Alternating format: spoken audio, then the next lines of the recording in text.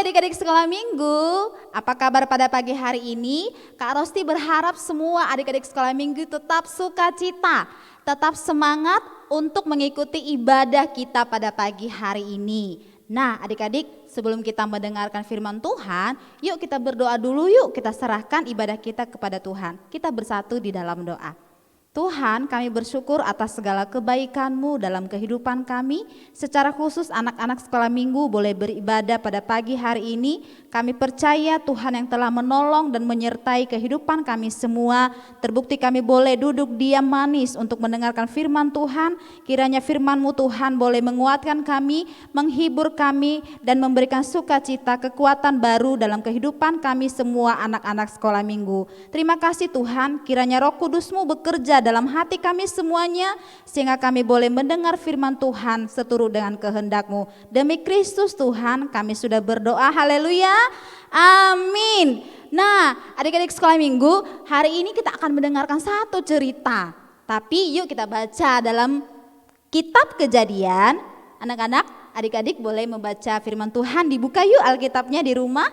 Kita baca firman Tuhan dari Kejadian pasal 24 ayat yang ke-17 sampai 20. Yuk kita baca sama-sama firman Tuhan. Demikian firman Tuhan.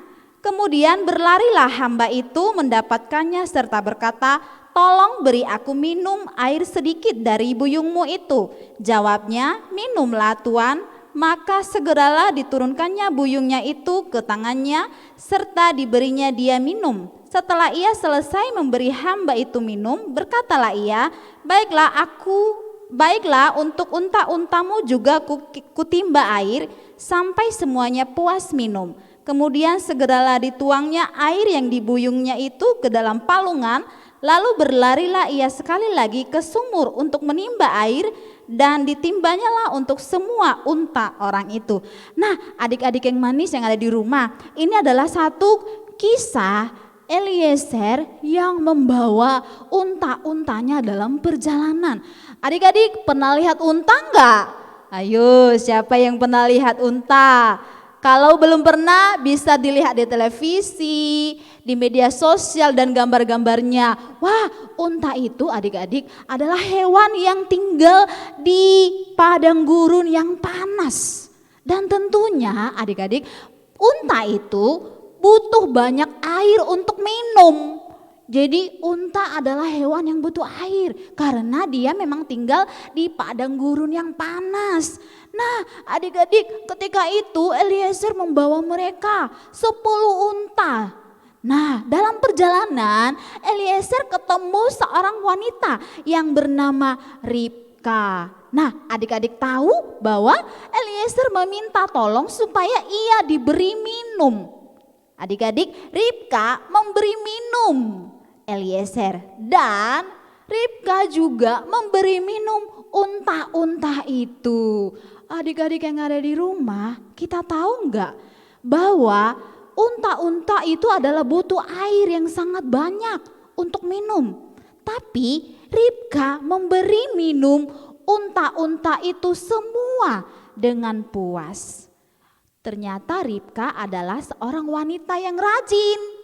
Nah adik-adik dulu, kalau orang zaman dulu menimba air itu gak gampang. Dia harus pergi menimba di sumur adik-adik. Jadi boleh dikata bahwa Ribka membutuhkan waktu dan tenaga yang banyak untuk memberi minum unta-unta itu sampai puas. Nah adik-adik, pernah gak adik-adik disuruh bahkan mengerjakan semuanya pekerjaan rumah tanpa disuruh?